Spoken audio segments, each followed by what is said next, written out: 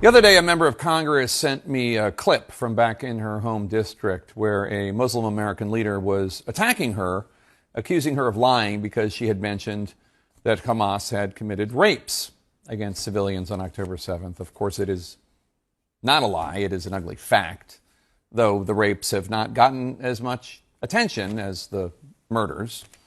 Israeli authorities have only recently begun their investigations into these atrocities. But sadly, often the evidence has been lost along with the victims.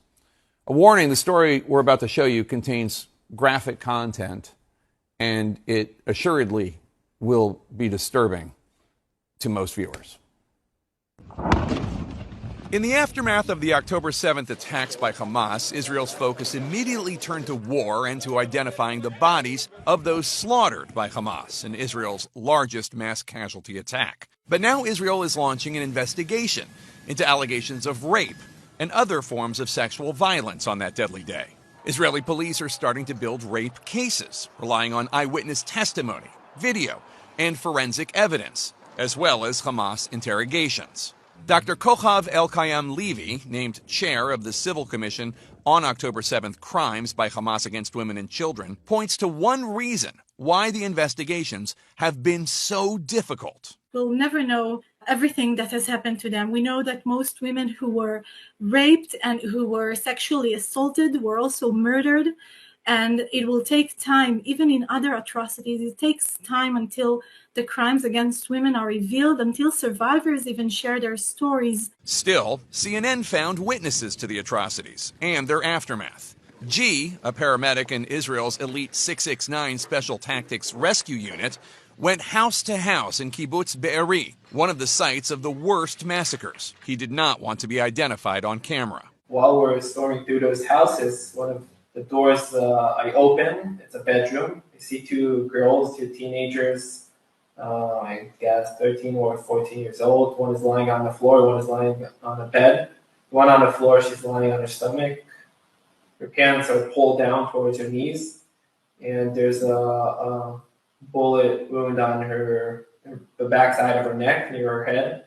And there's a puddle of blood around her head. And there's remains of semen on the lower part of her back. G says the other teenage girl also appeared to have been assaulted. There's a bullet wound on the upper part of her chest, and there's bruises all over her body.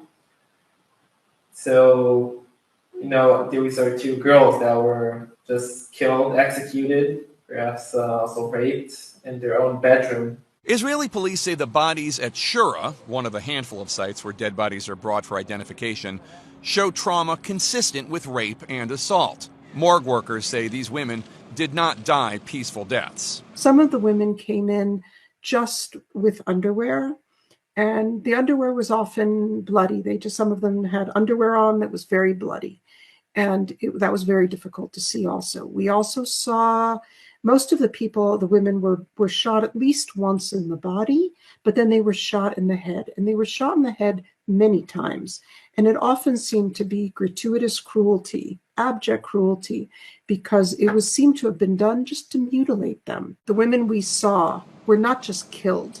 They were cruelly, cruelly mutilated in many parts of their bodies. Women's groups say the humiliation women experienced as they were paraded through the street, thrown on the backs of motorcycles, and degraded either before or after they were killed at the festival, that also constitutes gender-based violence. Here's what one Nova Festival organizer told us that he saw. What we found in the area, on the field, outside the safe zone, there is not a doubt about what our girls went through, the terrorists. We found naked women stripped out without any clothes. Their legs were spread out. And some of them were butchered. Israeli police acknowledged that the investigation is likely to take months. Tuesday, police held a press briefing in which one witness said she saw a gang rape. Quote, "They bent someone over, and I understood he was raping her.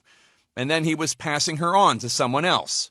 She was alive. She stood on her feet and she was bleeding from her back.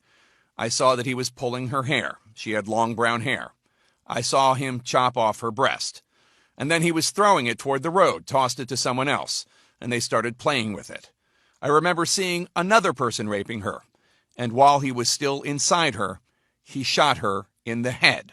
Another shocking part of all of this to these women and investigators, the absence of international outrage, including a United Nations statement a week after these terrorist attacks that did not mention these accusations at all, as if the rape of Israeli women does not count as rape. It's much worse than just silence or an insult to us as Israeli women and to our children and to our people. It's when they are failing to acknowledge what happened here, they are failing humanity. Why would it be that the international community and the United Nations would be silent about these crimes? They seem to be vocal about so much else.